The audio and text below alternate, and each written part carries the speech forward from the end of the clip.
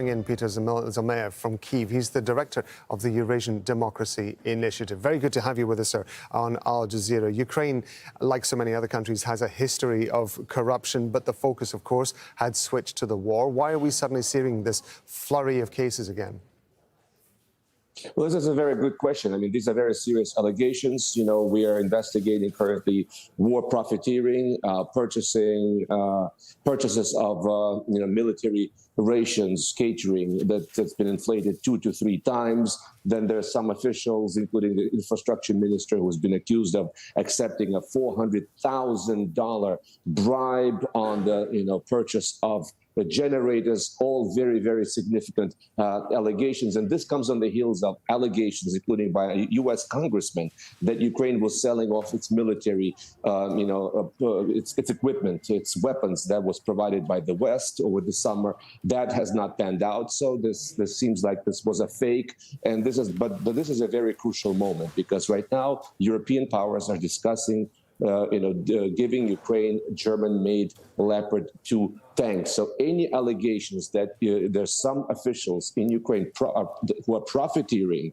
from this war effort, this may do significant damage to Ukraine's prospects of getting these tanks. But once again, the fact that this is happening in full transparency provides an incredibly strong contrast with Russia, where we're actually hearing that Putin's circle of cronies are likewise profiteering from the war effort. And you can bet your life that nothing is going to happen to them in Russia. What we're seeing in Ukraine, despite that the very worrisome allegations that we're hearing, is that finally the government is showing political will to crack down against these officials.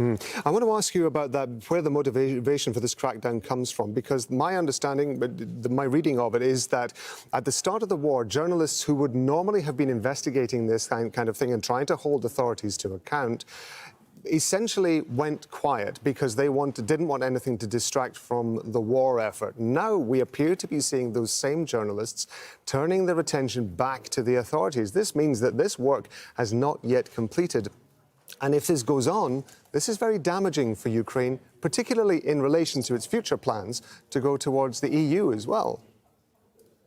Indeed. I mean, we're talking about the economy, Ukrainian economy, which is dependent, 60% dependent on Western and specifically EU aid. So, I mean, the journalist who investigated this, you couldn't put it better. In his interview to Politico, he said, Ukraine has a unique opportunity to show that we're not like Russia, where they launder money on everything. If some guy, he says, wants to steal millions of euros from us during the war, when our economy is so dependent, then we have to stop him. So I guess this is a principled decision that was made, that the longer this goes on, the more damaging in the results of it, the aftermath will be. So it's better to catch these malfeasance, these corrupt officials sooner rather than later. So a true, I think, house cleaning is in order. And apart from the cases that I mentioned, there's been a slew of other resignations, including by the deputy,